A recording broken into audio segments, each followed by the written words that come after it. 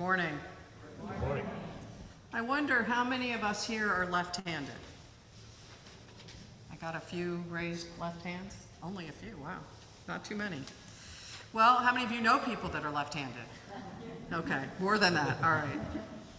So for those of us who are left-handed, you might not know this, or maybe you do if you know people who are left-handed. When we go out to dinner at a restaurant or at a friend or family's house, we scope out which seat we need to take because we're left-handed. I don't want to sit next to the wall where I'm bumping my elbow and getting, it all raw and red.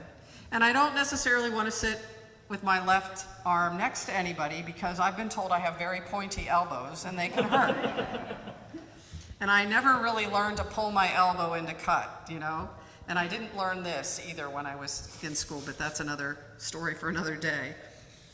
But I thought of that when Jesus said, don't sit at the highest place. And I wonder, was that next to the wall? Was that next to someone else?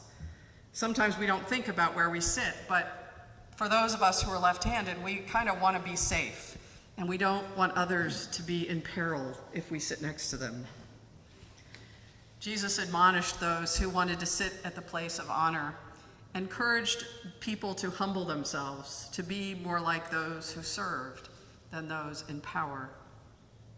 And then he said to the host, when you give a luncheon or a dinner, do not just invite your friends. He didn't say just, I added that. Do not invite your friends or your brothers or your relatives or your rich neighbors in case they feel they must invite you to repay you. But when you give a banquet, invite the poor, the crippled, the lame, and the blind, and you will be blessed because they cannot repay you, for you will be repaid in the resurrection of the righteous.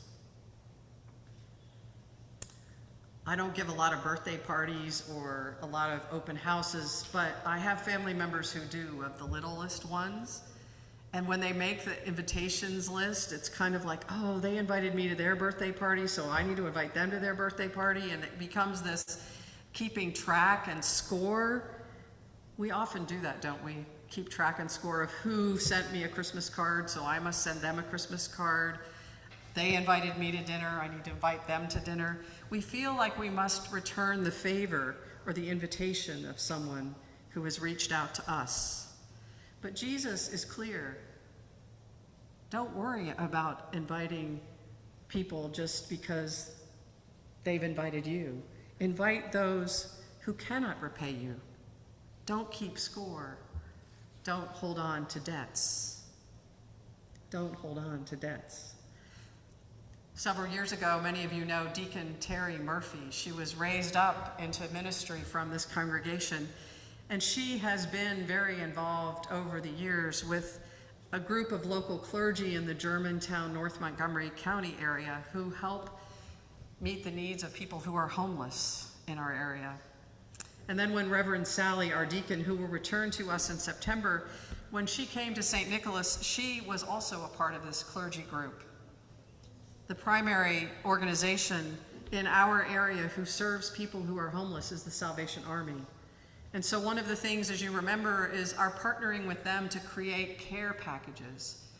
I think it was sometime during COVID, although I don't really remember, but we put together care packages over somewhere along that wall, and each of the care packages had socks and granola bars and water and personal hygiene items and $10 German gift cards to Giant.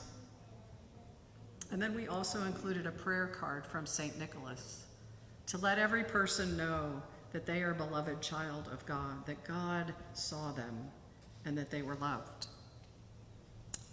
We had about 100 care packages that sat in my office after the COVID ramped up again. And a few weeks ago, I was able to take all of those care packages, several boxes worth, over to the Salvation Army, where they are being distributed to people in need. Likewise, we donate non-perishable food items to Germantown Help. And at Thanksgiving, we donate Giant gift cards so people can purchase things for their own Thanksgiving meals. St. Nicholas may not be able, due to our location, to host a soup kitchen or to bring people together to be served here, but we reach out to those agencies, those community organizations who do that work, and by our extension can serve more people. St. Nicholas gives freely, and we don't expect to be repaid. We don't even expect people to decide to come to church here. We just want to be sure that we are meeting those people where they are and what their needs are. As the writer of the Hebrews passage that we heard today says, "Do not neglect to show hospitality to strangers, for by doing so some have entertained angels without knowing it." We never know if the people who we are serving as strangers may be to us angels of God. But I imagine that we all have misconceptions about people who are homeless. And I want to share some facts about homelessness. Most people who are homeless are not panhandlers. They aren't drug users. And there are up to 1.6 million people each year who are homeless. Many of them are children. 29%, almost 30%, a third of the homeless families are headed by a working adult, usually the mother. More than half of the homeless mothers do not have a high school education or diploma. Approximately 63%, two-thirds of the homeless women have been victims of domestic violence. And homeless children are more likely to suffer from hunger, poor physical and emotional health. They are less likely to attend school and more likely to fall behind in class.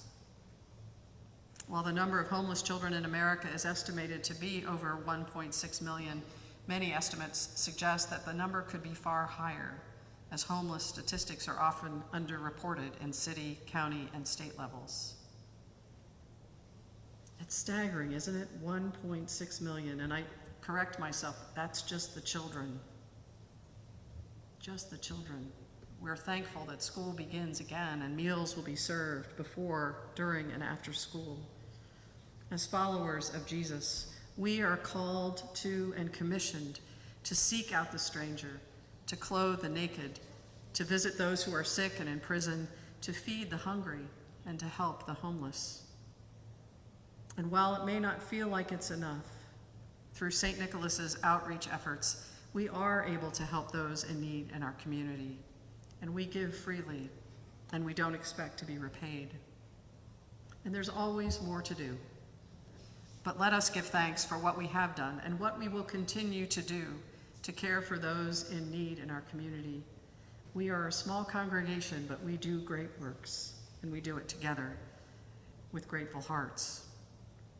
We may, in fact, be serving angels without knowing it. As St. Paul wrote to the church in Corinth, each of us must give as we have made up our mind, not reluctantly or under compulsion or expecting to be repaid. For God loves a cheerful giver, and God is able to provide us with every blessing in abundance, so that we always have enough of everything, and that we may share abundantly in every good work. So, my friends, let us give freely to those in need without a desire to be repaid, for we may be serving Jesus and angels of God without knowing it. Amen. Amen.